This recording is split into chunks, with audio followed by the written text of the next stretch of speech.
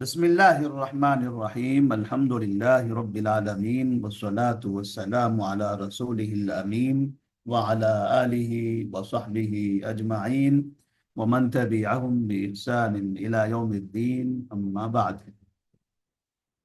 ہجرت کا پہلا سال، نبی کریم صلی اللہ علیہ وسلم کی مدنی زندگی کو ہجرت کے بعد والی زندگی کہا جاتا ہے۔ آپ صلی اللہ علیہ وسلم مکہ سے ہجرت کر کے مدینہ منورہ آئے، تو مدینہ میں آپ کی سکونت تقریباً 10 سال رہی۔ 11ویں سال آپ صلی اللہ علیہ وسلم کا انتقال ہوا تھا۔ یہ 10 سال کو ہجرت کا پہلا سال، دوسرا سال، تیسرا سال، چوتھا سال، ایسے 9واں سال، 10واں سال ایسے کہا جاتا ہے، اور 11ویں سال کو ہجرت کا 11واں سال۔ جب کہا جائے کہ نبی کریم صلی اللہ علیہ وسلم کی وفات کب ہوئی تو کہتے ہیں ہجرت کے 11ویں سال، مطلب مکہ سے آپ ہجرت کر کے مدینہ آئے تو مدینہ آنے کے بعد سے 10 سال مکمل ہو گئے۔ 11واں سال جب شروع ہوا تب آپ صلی اللہ علیہ وسلم کی وفات ہوئی۔ تب مجموعی اعتبار سے آپ صلی اللہ علیہ وسلم مدینہ میں کتنے سال رہے؟ 10 سال۔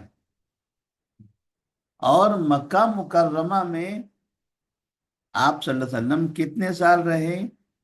تو پیدائش سے اگر گنیں گے تو مکمل ہوتے ہیں 53 سال۔ 53 یعنی 53۔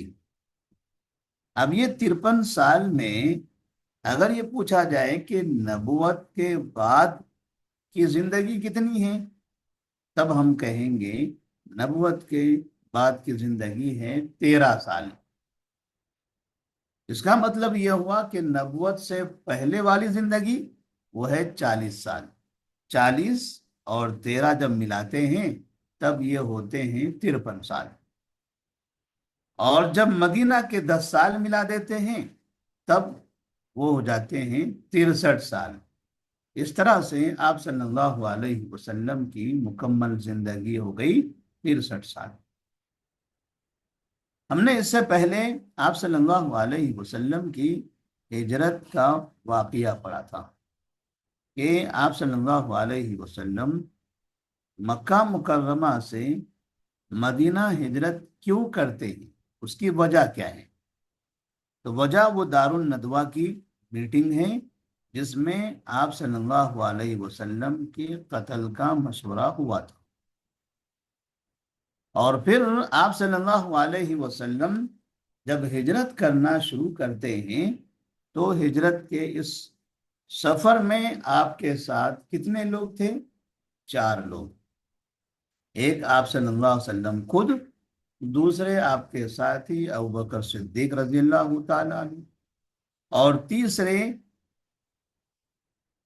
عامر بن فہیرہ رضی اللہ تعالیٰ عنہ، جو ابوبکر صدیق رضی اللہ تعالیٰ عنہ کے غلام تھے، اور چوتھے عبداللہ بن اریقط لیثی، جو راستہ بتانے والے تھے، کیونکہ مکہ سے مدینہ آنا تھا تو یہ طے ہوا تھا کہ مکہ سے مدینہ جاتے ہوئے ایسے راستوں کا استعمال کیا جائے گا جس راستے پر لوگ عام طور پر آتے جاتے نہیں ہیں، لوگ اس راستے سے گزرتے نہیں ہیں، اور وہ راستہ بہت کم ہی لوگوں کو پتہ ہے۔ جو عام راستہ ہے جہاں سے مکہ والے مدینہ جاتے رہتے ہیں یا مدینہ سے مکہ آتے رہتے ہیں، وہ عام راستے کا استعمال نہیں کریں گے، کیونکہ جب وہاں سے گزرنا ہوگا تو جگہ جگہ لوگوں سے ملاقات ہوگی، پھر وہ ڈر لگا ہوا رہے گا کہ پتہ نہیں کون حملہ کر دے، کون پکڑ لے، کون گرفتار کر لے۔ اسی لیے ایسے راستے سے جانا ہے جو خفیہ راستہ ہے اور جہاں سے لوگ عام طور پر جاتے آتے نہیں ہیں۔ مگر ایسے راستے ملیں گے کیسے؟ کسے پتہ ہے یہ وہ راستے؟ تو وہ راستے پتہ تھے عبداللہ بن اریقط لیثی کو۔ عبداللہ بن اریقط لیثی مکہ مکرمہ کے ایک شخص تھے، اور اس وقت وہ کافر تھے، مسلمان نہیں تھے، لیکن ابوبکر صدیق رضی اللہ تعالی عنہ نے انہیں باقاعدہ کچھ معاوضے کے بدلے میں اس کام کے لیے منتخب کیا، اور عبداللہ بن اریقط لیثی بھی امانت داری کے ساتھ یہ کام انجام دیتے ہیں۔ تھوڑی سی بھی انہوں نے غداری نہیں کی، دھوکہ نہیں دیا۔ ادھر 100 اونٹ کا انعام کا اعلان ہو رہا تھا، عبداللہ بن اریقط لیثی وہ سن رہے تھے کہ اگر کوئی بھی شخص نبی کو زندہ یا مردہ پکڑ کر لاتا ہے، حوالے کرتا ہے، تب اسے 100 اونٹ انعام ملیں گے۔ عبداللہ بن اریقط لیثی مال کے لالچ میں غداری نہیں کرتے ہیں، جو وعدہ کیا تھا اس وعدے کے مطابق انتہائی رازداری کے ساتھ نبی صلی اللہ علیہ وسلم کو اور اس قافلے کو مدینہ منورہ تک پہنچاتے ہیں۔ تو یہ قافلہ مکہ شہر سے نکلا تھا جمعہ کے دن، جمعہ کی رات میں۔ جمعہ کی رات کا مطلب وہ سفر کی 28 تاریخ تھی، کیونکہ 27 تاریخ کو جمعرات کو میٹنگ ہوئی تھی۔ 28 تاریخ کو جمعہ کی رات میں آپ صلی اللہ علیہ وسلم گھر سے نکلے اور غار ثور پہنچے۔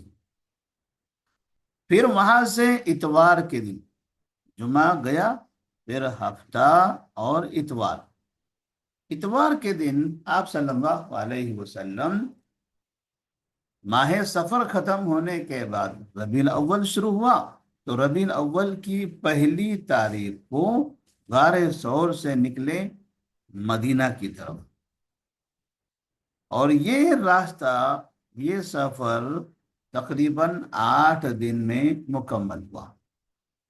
یہ سفر 8 دن میں مکمل ہوا۔ 8 ربیع الاول کو آپ صلی اللہ علیہ وسلم پہنچے تھے قباء کی وادی میں۔ میرے خیال سے یہاں ام معبد، سراقہ بن مالک اور بریدہ بن حصیب اسلمی رضی اللہ تعالی عنہ، ان کا واقعہ ہم نے اس سے پہلے نہیں پڑھا تھا۔ کوئی بتا سکتے ہیں کہ ہم نے یہ پڑھا ہے یا نہیں پڑھا ہے اس سے پہلے کے درس میں؟ نہیں پڑھا شیخ، نہیں صرف ایک ہی کا ایک نام جو بتایا نا وہی پڑھے تھے ہم۔ ٹھیک ہے، ٹھیک۔ تو جب آپ صلی اللہ علیہ وسلم اتوار کو ربیع الاول کی 1 تاریخ کو غار ثور سے نکلے اور مدینہ منورہ کے راستے پر چل پڑے، خفیہ راستے سے، الگ الگ راستوں سے عبداللہ بن اریقط لیثی لے کر جا رہے تھے۔ جاتے جاتے تقریباً مکہ سے 130 کلومیٹر کے فاصلے پر ایک جھونپڑی نظر آئی، ایک خیمہ نظر آیا، ایک گھر نظر آیا صحرا میں۔ آپ صلی اللہ علیہ وسلم اور یہ آپ کا یہ قافلہ وہ جھونپڑی دیکھ کر ادھر کی طرف جاتا ہے۔ امید یہ تھی کہ اگر یہاں کچھ کھانا وغیرہ مل جائے تو ہم انہیں کچھ معاوضہ دیں گے اور کھانا تناول کر لیں گے۔ سفر ہے، کھانے کی ضرورت ہے، اور یہ گھر ہے، تو اگر وہاں کھانے کی کوئی چیز مل جاتی ہے تو ہم انہیں پیسہ دیتے ہیں اور کھانا خرید کر کھا لیتے ہیں۔ یہ قافلہ جب پہنچا ہے اس گھر کے پاس، تو وہاں ایک خاتون بوڑھی نظر آئی، بوڑھی خاتون، ایک عورت تھی بوڑھیا، جن کا نام تھا ام معبد۔ بعد میں یہ مسلمان ہو گئی تھی تو یہ صحابیہ بن گئی، ام معبد رضی اللہ تعالی عنہا۔ ام معبد کے قریب پہنچنے کے بعد آپ سے پوچھا گیا کہ آپ کے پاس کھانے کے لیے کچھ ہے؟ کہا نہیں ہے۔ کہا دودھ وغیرہ؟ کہا وہ بھی نہیں ہے۔ ہمارے پاس بکریاں تھی اور وہ بکریاں ہمارے شوہر چرانے کے لیے باہر لے گئے ہیں۔ تو نبی صلی اللہ علیہ وسلم نے جب دیکھا کہ اس کے گھر میں تو کچھ بھی نہیں ہے، اب کیا کریں گے؟ بھوک بھی لگی ہے، کھانے کی ضرورت بھی ہے، اور ان کے پاس کچھ ہے بھی نہیں۔ تو دیکھا ایک کونے میں ایک چھوٹی سی کمزور سی بکری تھی۔ آپ نے پوچھا یہ بکری؟ کہا یہ تو کمزور ہے۔ کہا اس کو دودھ نہیں ہے؟ کہا دودھ نہیں ہے، اس نے تو آج تک دودھ دیا ہی نہیں ہے، اور کمزور رہنے کی وجہ سے ہم نے اس کو یہیں رکھا ہے، کیونکہ جو باقی بکریاں ہیں جب وہ چلتی ہیں تو یہ پیچھے رہ جاتی ہے، اتنی کمزور ہے۔ نبی صلی اللہ علیہ وسلم نے کہا ام معبد سے، اگر آپ اجازت دیں تو میں اس بکری کا دودھ نکال لوں۔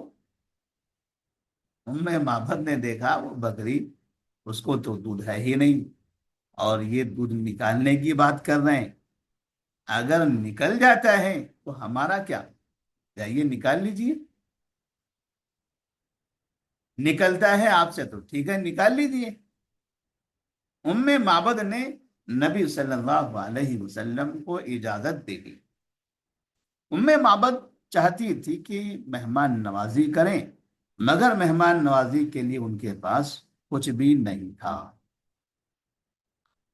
آپ صلی اللہ علیہ وسلم وہ بکری کے پاس گئے، اس کے تھن کو ہاتھ لگایا، دعا پڑی اور دودھ نکالنا شروع کیا۔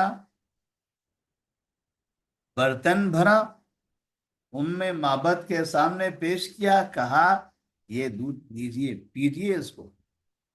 ام معبد نے پیا، پیٹ بھر کر پیا۔ پھر دوبارہ آپ نے اس بکری کا دودھ نکالا۔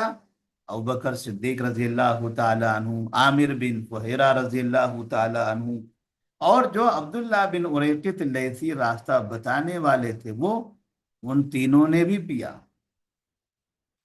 پھر بعد میں آپ صلی اللہ علیہ وسلم نے بھی پی لیا، آپ کا بھی پیٹ بھر گیا۔ پھر آخر میں اس برتن کو بھر کر آپ نے ام معبد کو دے دیا، کہا یہ رکھ لو۔ ام معبد نے رکھا۔ ام معبد یہ سب منظر دیکھ رہی تھی، یہ وہ بکری جو کبھی دودھ دیتی ہی نہیں ہے، اتنا دودھ اس نے دے دیا، اتنے لوگوں نے پیا بھی، اور پھر برتن بھرا ہوا بھی ہے۔ مطلب یہ کہ یہ کوئی نظر بندی کا کوئی کھیل نہیں تھا، یہ حقیقت تھی۔ ام معبد نے صرف دیکھا نہیں تھا، پیا بھی تھا۔ ایسا نہیں کہ بس ہمیں دکھائی دے رہا ہو، یہ حقیقت تھی۔ اور پھر خود پیا بھی، پیٹ بھرا ہوا بھی تھا، اور پھر ساتھ میں وہ دودھ رکھا بھی تھا تاکہ شام کے وقت میں شوہر آئے تو انہیں بھی پلا سکے۔ یہ حقیقت تھی، اور یہی معجزہ ہے، یہ معجزہ تھا آپ صلی اللہ علیہ وسلم کا۔ اس طرح سے آپ صلی اللہ علیہ وسلم پھر وہاں سے آگے کی طرف نکل گئے۔ ام معبد کے شوہر ابو معبد شام کے وقت میں گھر آئے، دیکھا گھر میں دودھ رکھا ہوا ہے، پوچھا یہ دودھ کہاں سے آیا؟ تو ام معبد نے نبی صلی اللہ علیہ وسلم کا پورا حلیہ بیان کیا، سر سے لے کر پیر تک۔ جسم کیسا تھا، آپ کی آنکھیں کیسی تھی، آپ کا چہرہ کیسا تھا، آپ بولتے کیسا تھے، آپ ہنستے کیسا تھے، آپ چلتے کیسا تھے، آپ کے یہ سر کے بال کیسے تھے، آپ کی یہ داڑھی کیسے تھی، ساری چیزیں جس طرح سے نقشہ اتارا جاتا ہے کسی کو دیکھ کر، ام معبد نے ابو معبد کے سامنے ایسے نبی کا پورا نقشہ اتار دیا، اتنی باریکی کے ساتھ ام معبد نے نبی صلی اللہ علیہ وسلم کا حلیہ بیان کیا تھا، جو حدیث کی کتابوں میں بڑی تفصیل کے ساتھ، بڑے مشکل الفاظ کے ساتھ موجود ہے، کہ اگر ام معبد کے الفاظ ہم پڑھیں گے عربی زبان میں تو علماء کو وہ الفاظ کے معنی معلوم کرنے کے لیے بازو میں ڈکشنری لے کر بیٹھنا پڑتا ہے۔ ایسے مشکل الفاظ ام معبد نے استعمال کیے تھے۔ ابو معبد نے جب سنا نبی صلی اللہ علیہ وسلم کی یہ حالت، تب وہ سمجھ گئے کہ ہم نے جو سنا ہے مکہ کے بارے میں، کہ مکہ میں ایک شخص ایسا ایسا ہے جو نبوت کا دعویٰ کرتا ہے، ہو نہ ہو یہ وہی ہے، اور ہمارے گھر یہ وہی شخص آیا تھا۔ ابو معبد خوش ہوئے، اور بعد میں وہ بھی نبی صلی اللہ علیہ وسلم پر ایمان لائے۔ تو آپ یہاں سے گزر رہے تھے، تھوڑی دیر کے لیے آپ نے قیام کیا، اللہ تبارک و تعالیٰ نے اس گھر والے کو مسلمان بنا دیا۔ لوگ مکہ میں اسلام سے پریشان تھے، اسلام کو مٹانا چاہتے تھے، مسلمانوں کا خاتمہ کرنا چاہتے تھے۔ آپ مکہ سے نکلے تو راستے میں جہاں جہاں سے آپ گزرتے جا رہے تھے، جن سے ملاقات ہو رہی تھی، وہ سب لا الہ الا اللہ محمد رسول اللہ پڑھتے جا رہے تھے۔ آپ آگے گئے، ابوبکر صدیق رضی اللہ تعالی عنہ نبی صلی اللہ علیہ وسلم کے ساتھ سواری پر پیچھے بیٹھے تھے۔ انہوں نے پیچھے گھوم کر دیکھا تو انہیں پتا چلا کہ کوئی شخص ہمارا پیچھا کر رہا ہے۔ ابوبکر صدیق رضی اللہ تعالی پریشان ہو گئے، کہا کہ ہم تو یہ خفیہ راستے سے آ رہے تھے، مگر کوئی یہاں بھی پہنچ گیا ہے، اور وہ تو ہماری طرف آ رہا ہے۔ اس کی تیز رفتار سواری، اس کے ہاتھ میں تیر اور کمان، اور یہ ساری چیزیں دیکھنے کے بعد لگ رہا ہے کہ یہ ہماری تلاش میں نکلا ہے۔ ابوبکر صدیق رضی اللہ تعالیٰ عنہ نے تو ہو گیا جی شیخ، وقت ہو۔ جی بس یہ واقعہ مکمل کر دیتے ہیں۔ ابوبکر صدیق رضی اللہ تعالیٰ عنہ نے نبی کریم صلی اللہ علیہ وسلم سے کہا، یا رسول اللہ صلی اللہ علیہ وسلم، ہمارے پیچھا کوئی ہمارا پیچھا کر رہا ہے۔ نبی نے کہا پریشان نہ ہو، پریشان نہ ہو۔ وہ پیچھا کرنے والا شخص آہستہ آہستہ نزدیک آیا تو پتہ چلا وہ سراقہ بن مالک رضی اللہ تعالی عنہ تھے۔ اس وقت وہ مسلمان نہیں تھے اور نبی کو پکڑنے کے لیے آئے تھے، 100 اونٹ انعام حاصل کرنے کے لیے آئے تھے۔ جیسے نبی کے قریب پہنچے، ان کے سواری کے اگلے 2 پیر زمین میں دھس گئے اور وہ گر گئے۔ پھر انہوں نے سواری کو اٹھایا، آگے بڑھنے لگے، پھر گر گئے۔ تیسری مرتبہ اٹھے، پھر سواری نیچے بیٹھ گئی، وہ گر گئے۔ سراقہ بن مالک سمجھ گئے کہ اس شخص کو پکڑنا آسان نہیں ہے، میں کوئی غلط کام کر رہا ہوں، ورنہ یہ ایسی جگہ نہیں ہے کہ جہاں پر میری سواری گر جائے یا اس کے پیر زمین میں دھس جائے، یہ تو سوکھی زمین ہے، یہاں کوئی دلدل نہیں ہے، کوئی کیچڑ نہیں ہے کہ پیر اندر چلا جائے۔ آخر کیا وجہ ہے؟ انہیں اندازہ ہو گیا کہ میں جس شخص کو پکڑنا چاہتا ہوں وہ عام انسان نہیں ہے، اور مجھے یہ کوشش نہیں کرنی چاہیے، ورنہ میں برباد ہو جاؤں۔ سراقہ بن مالک پھر نبی صلی اللہ علیہ وسلم سے ملاقات کرتے ہیں، معذرت چاہتے ہیں، اور وہاں سے واپس مکہ مکرمہ چلے جاتے ہیں۔ اب آگے کا جو واقعہ ہے بریدہ بن حصیب اسلمی رضی اللہ تعالیٰ عنہ کا، اور پھر ہجرت کا پہلا سال انشاءاللہ آئندہ کے درس میں ہم پڑھیں گے۔ السلام علیکم ورحمۃ اللہ وبرکاتہ۔ وعلیکم السلام۔ ورحمۃ اللہ وبرکاتہ. وعلیکم السلام ورحمۃ اللہ. ریکارڈنگ بند کر. وعلیکم السلام ورحمۃ اللہ. کون ہے ریکارڈنگ کرنے والے؟ بند کیجیے.